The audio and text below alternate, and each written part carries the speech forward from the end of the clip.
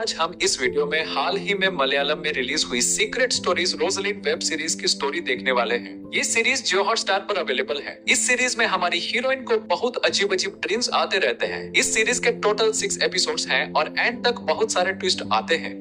तो चलिए वीडियो शुरू करते हैं। सीरीज का फर्स्ट एपिसोड ओपन होते ही हम रोजलिन के घर को देखते हैं। ये हमारी हीरोइन रोजलिन का घर है। रोजी एक टीनेज लड़की है। अभी उसकी एज 17 इयर्स है। उसके मॉम डैड अलग अलग बेडरूम में सोते हैं और रोजलिन एक अलग रूम में रहती है।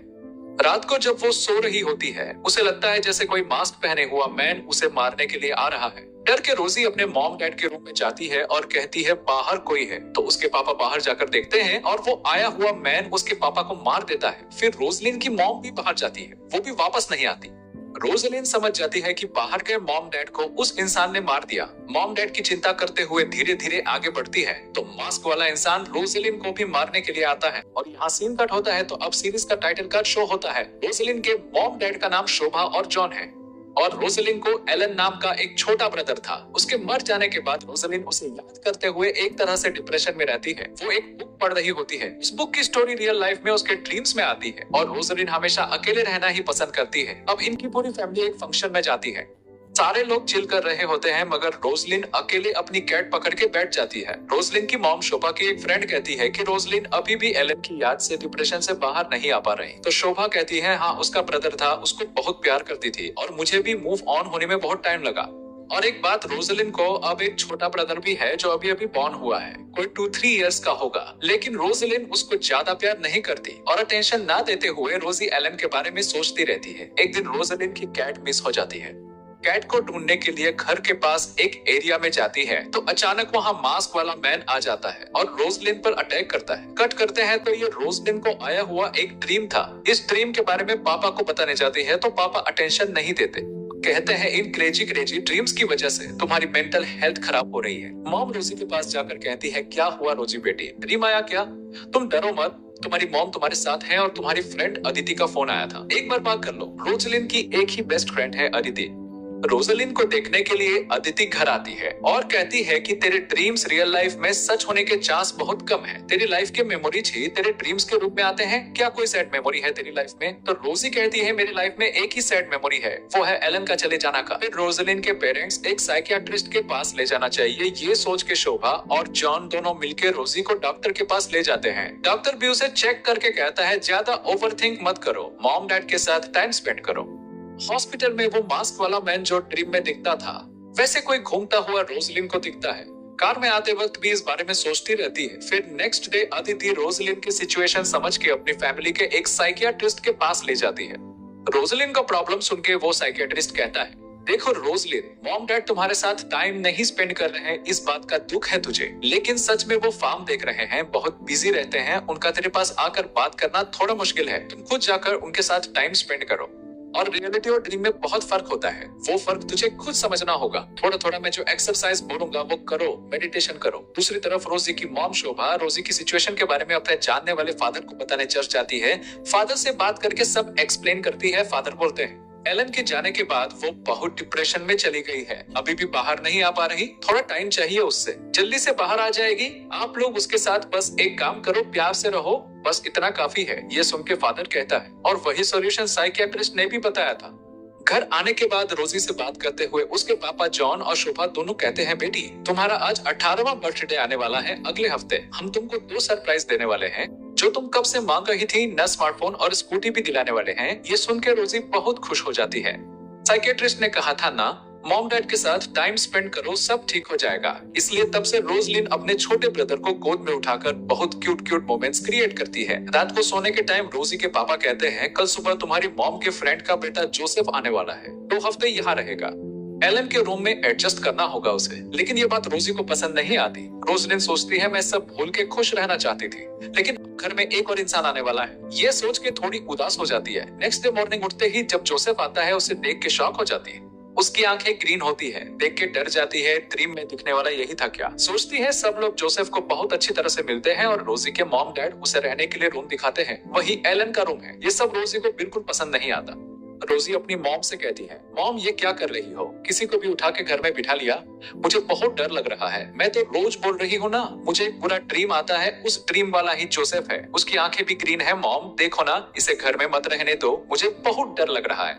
रोजी का रोना देख के शोभा कहती है, फिर अपना ड्रामा शुरू कर दिया, वो तो ड्रीम था, क्यों बार बार उसे याद करके दुखी हो रही है, कुछ नहीं होगा, जोसेफ बहुत अच्छा लड़का है, मेरी फ्रेंड का बेटा ही है, फिर सब खाना खाने के लिए डाइनिंग टेबल पर आते हैं। जोसेफ रोजी को नोटिस करता है कि रोजी उसको देख के डर रही है, ये नोटिस करता है, फिर रोजी के पास आकर कहता है, क्या बात है, मुझे देख के क्यों डर रही हो।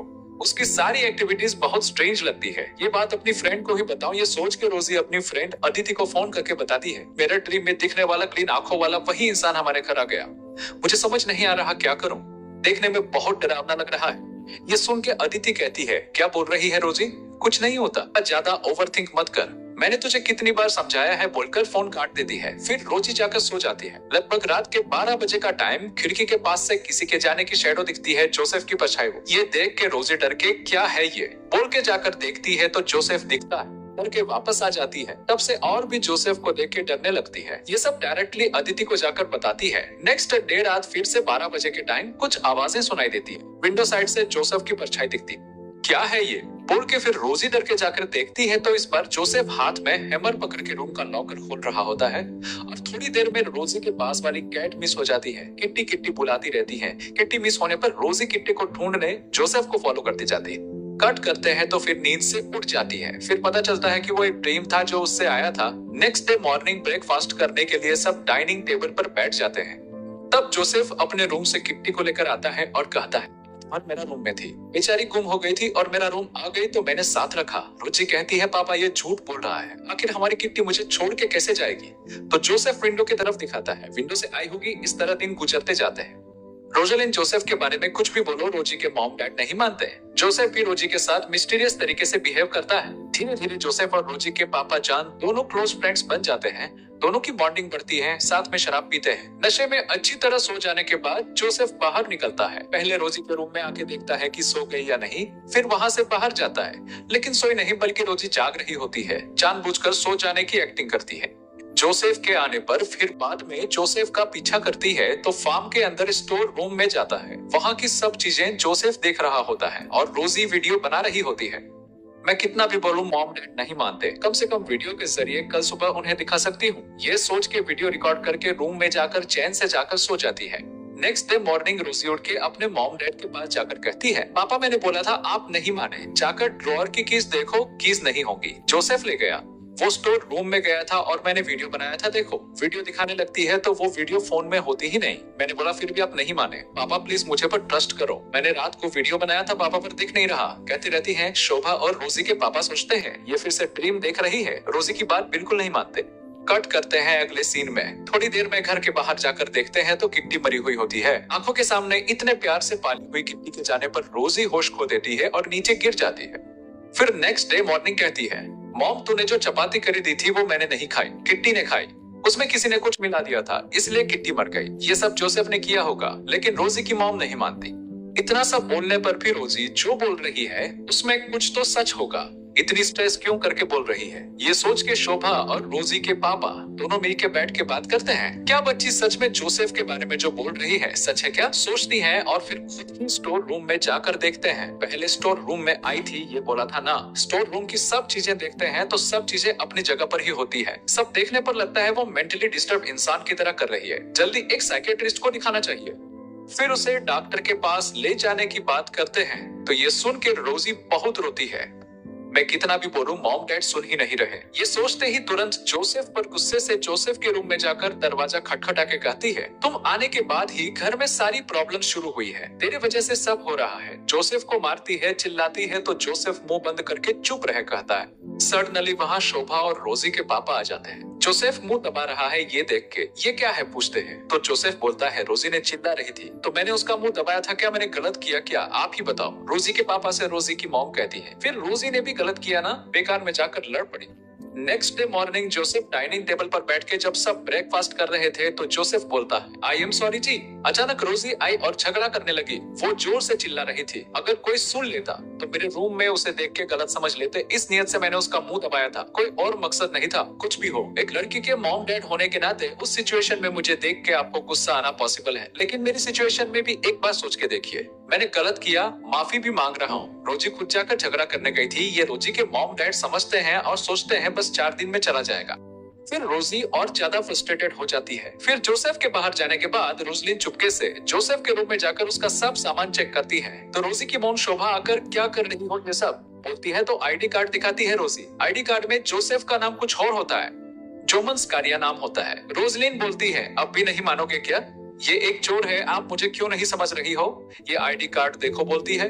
ये देख के उनकी मॉम शोभा सोचती है सच भी हो सकता है।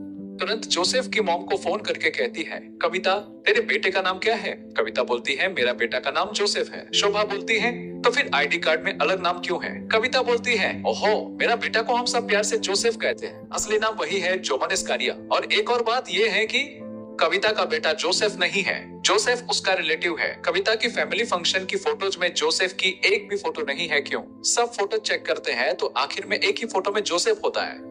फिर से कविता को फोन करके पूछते हैं तो वो बोलती है, मेरा बेटा जैसा ही है, लेकिन मेरा बेटा नहीं, मेरा रिलेटिव है। ये सब देखने के बाद रोजी की मॉम कहती है, देखो रोजी, कुछ भी हो, वो हमारे घर का एक गेस्ट है, उसे गेस्ट की तरह देखते हैं, बस 4 दिन में वो चला जाएगा, उस पर ये बेकार के शक क्यों पालना। इतने में शोभा की फ्रेंड कविता जोसेफ को फोन करके कहती है, शोभा ने मुझे फोन करके तेरा असली नाम पूछा, तेरा रूम क्लीन करते वक्त उनको आईडी कार्ड मिला तो जोसेफ को पक्का पता चलता है ये रोजी का काम है। रोजी की मॉम को थोड़ा शक होता है और जोसेफ से कहती है, मैं तुम्हारे ऑफिस आऊंगी, तुम्हारे साथ काम करने वालों से मिलना है। जोसेफ अपने ऑफिस ले जाकर रैंडमली कुछ लोगों को दिखाता है, वही लोग हैं जो मेरे साथ काम करते हैं। मैं एक रिसर्च के काम के लिए यहाँ आया हूँ, 2 दिन में रिसर्च पूरा हो जाएगा, फिर मैं चला जाऊंगा। फाइनली रोजी का बर्थडे आता है। रोजलिन को एक फोन गिफ्ट में मिलता है। स्कूटी भी रोजी के नाम पर रजिस्टर कराते हैं, लेकिन 1 हफ्ते लगेगा डिलीवरी होने में। जोसेफ फार्म में काम करने वाले एक इंसान के साथ सिगरेट पी रहा होता है तो शोभा देख के कहती है, क्या बात है, उसके साथ सिगरेट पी रहा है, उसके पास बैठ गया। ये सब शोभा भी ऑब्जर्व करती रहती है। मेरी बेटी ने कहा था ना, सच में इस लड़के की एक्टिविटीज बहुत स्ट्रेंज है, मतलब वो अपने मन में सोच के ऑब्जर्व करती रहती है। फिर नेक्स्ट डे रात रोजी अपनी फ्रेंड अदिति के साथ घर आते वक्त फोन पर बात कर रही होती है। सडनली ब्लैक कलर मास्क पहना हुआ इंसान उसका पीछा करने लगता है। रोजी डर के जल्दी घर जाकर अपनी मॉम के पास गिर जाती है। मॉम की आंखों में देखती है तो फिर डर जाती है। कट करते हैं तो ये भी रोजलिन का ड्रीम था। जोसेफ कब जाएगा, कब चैन से घर में रहेंगे, ये सोच के कैलेंडर पे डेट्स काउंट करके मार्क करके वेट करती रहती है। जोसेफ जल्दी कब जाएगा ये सोच के रोजी एक काम करती है, घर में सांप आ गया बोल के जोसेफ के रूम के पास जाकर दरवाजा खटखटा के रोते हुए, घर में सांप है, जरा आओगे प्लीज, बोल के जोसेफ को अंदर ले जाती है। लाठी लेकर जाते जाते एकदम मॉम डैड के आने के वक्त पर जोसेफ को पकड़ने जाती है।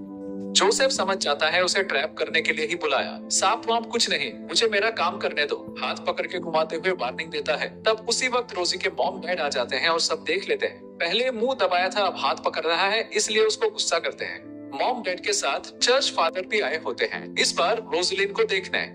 रोजी सब कुछ चर्च फादर को बताती है। जोसेफ के साथ मुझे बहुत अनकंफर्टेबल फील होता है, वो घर में रहना मुझे पसंद नहीं। ये सुन के चर्च फादर रोजी की मॉम शोभा और पापा से कहता है, आपको थोड़ी भी अकल है क्या, बेटी बड़ी हो चुकी लड़की बोल रही है तो मानते क्यों नहीं। आप कम से कम उसकी खुशी के लिए तो उस लड़के को जल्दी से भेजो, ये ठीक नहीं है। हमारी आंखों के सामने पहले मुंह दबाया, अब हाथ पकड़ा, ये सही नहीं। इतना सब होने के बाद जोसेफ को घर में रखना सही नहीं। रोजी के मॉम डैड उसे भेज देते हैं, जाओ बेटे, बुरा मत मानो, वैसे भी तुम्हारा रिसर्च भी पूरा हो गया ना, अपनी मॉम को ये बात मत बताना। फिर रोजी के पापा अपना फार्म और अपनी पूरी प्रॉपर्टी रोजी के नाम ट्रांसफर कर देते हैं बर्थडे गिफ्ट के रूप में। फाइनली जोसेफ घर से चला जाता है। उसके जाने के बाद रोजी बहुत खुश फील करती है, जैसे आजादी मिली हो। अपना रूम अच्छी तरह से डेकोरेट करके बहुत एक्साइटेड होकर अपने भाई एलन की चीजें ले आकर घर में रखती है। मॉम डैड के साथ मिलकर खुशी से टाइम स्पेंड करती है। सांप नहीं आया, कुछ नहीं आया, तूने ही क्रिएट किया ना, रोजी की मॉम कहती है। हाँ, मुझे पता नहीं क्यों लगा कि वो अच्छा नहीं है, आने के वक्त से नेगेटिव वाइब्स ही थी,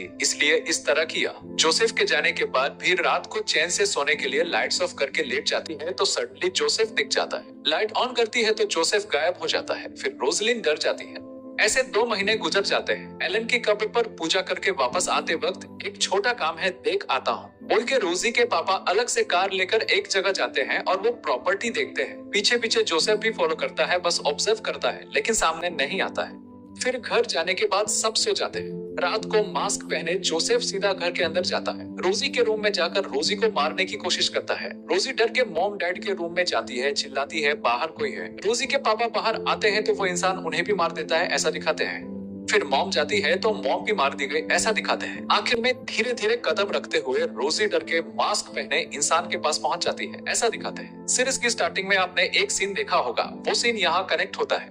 कट करते हैं तो अब प्रेजेंट में जोसेफ के साथ और कुछ लोग वहां आकर रोजी के मॉम डैड पर अटैक करते हैं। जोसेफ रोजी को उठा के बाहर ले आता है। रोजी के पापा जोसेफ के सर पर मार के रोजी को बचाने की कोशिश करते हैं। फिर एक और इंसान वहां आता है। पापा बचा लो बोल के रोजी अपने पापा के पास जाकर पकड़ लेती है।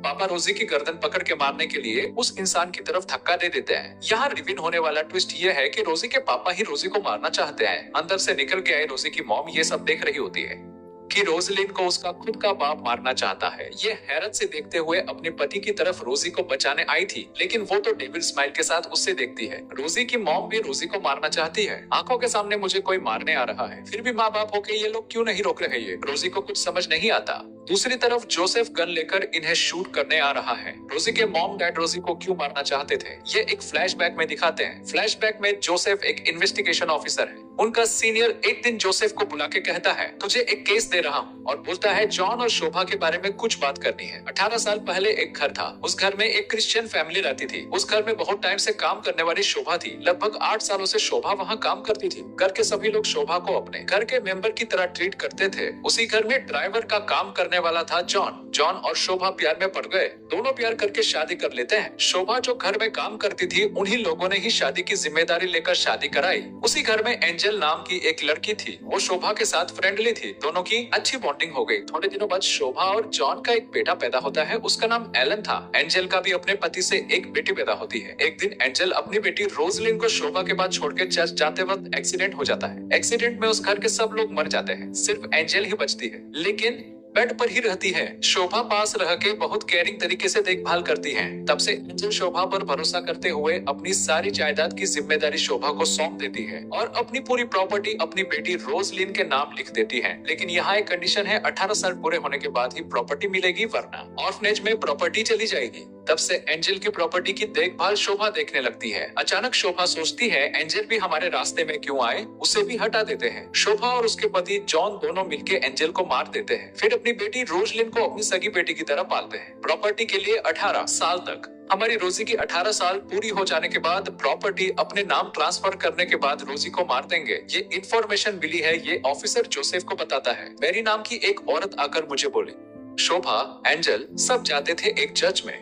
वहाँ एक नन थी जो उस शहर आने वाले एक लड़के के साथ प्यार में पड़ गई, फिर उससे शादी कर ली। वो लड़का कोई और नहीं बल्कि जॉन के पास काम करने वाला ड्राइवर एंथनी ही था। एंथनी ने देखा जॉन और शोभा दोनों मिलके एंजल को मार रहे हैं। ये बात बाहर ना बोले, सच छुपाए रखें तो जॉन और शोभा को मिलने वाली प्रॉपर्टी में इन्हें भी कुछ हिस्सा मिलेगा, ये सोच के एंथनी और उसकी पत्नी मैरी दोनों चुप रह गए। फिर एक दिन एलन मर गया, तालाब में गिर गया। रोजी को बचाने के लिए पानी में कूद के एलन के जाने के बाद शोभा और जॉन दोनों बहुत दुखी हुए और रोजी को बचाने के लिए गया और मर गया, ये सोच के रोजी पर और गुस्सा निकालते हैं। एंथनी से बात करके किसी भी तरह रोजी को मार दो। 18 साल का बर्थडे कंप्लीट होने बाद प्रॉपर्टी पूरी हमारे नाम आ जाए तब। ये बात करते वक्त एंथनी कहता है मारना क्यों, प्रॉपर्टी ले लो बस। ये सुन के शोभा को एंथनी पर गुस्सा आ जाता है और एंथनी को मार देती है। फिर शोभा और जॉन को एक और बेटा पैदा होता है। दोनों मिलके पैदा करते हैं। ये सब ऑफिसर जोसेफ को बता के किसी तरह उस घर में घुस के जहाँ शोभा काम करती थी वो घर कहाँ है, उस घर की प्रॉपर्टी के सारे पेपर्स वेरीफाई करके रोजी को बचाना है। ये बोल के ऑफिसर ने जोसेफ को वहाँ भेजा था। कट करते हैं तो अब प्रेजेंट में जोसेफ रोजी को बचाने के लिए जॉन और शोभा से लड़के फाइनली रोजी को बचा लेता है। तुरंत अपने डिपार्टमेंट को इन्फॉर्म करते हैं। पुलिस सब आ जाती है और जॉन और शोभा को अरेस्ट करके ले जाती है। रोजी को कुछ समझ नहीं आता, सब कुछ ड्रीम जैसा लगता है। जीप में जाते वक्त रोजी की मॉम शोभा रोजी की तरफ गुस्से से देखती रहती है। जोसेफ आने के बाद रोजी कहती है सब ठीक है, लेकिन मुझे जो बुरा ड्रीम आता था उसका क्या? तो वो बोलता है कि वो अभी भी मिस्टीरियस ही है। ऐसा बोल के इस वेब सीरीज को एंड करते हैं। 6 एपिसोड्स कंप्लीट हो जाते हैं। शायद रोजी के ज्यादा ओवरथिंक करने की वजह से कुछ ड्रीम्स सच में आए होंगे और कुछ रियल लाइफ में भी हुआ होगा। जोसेफ ने ही इन्हें ड्रीम जैसा बना दिया। घर की चीजें चेक करने आया था ना, मतलब प्रॉपर्टी से रिलेटेड डॉक्यूमेंट्स वेरीफाई करने के लिए ही स्टोर रूम में गया था, तभी रोजी ने देखा होगा। किसी न किसी तरह रोजी की जिंदगी में जोसेफ एक डेविड की तरह जैसा रहने के बजाय उसकी जान बचा के उसे सच बता के हीरो बन गया। इस सीरीज का पार्ट 2 भी आ सकता है, लेकिन ये वीडियो यहीं पर खत्म होता है।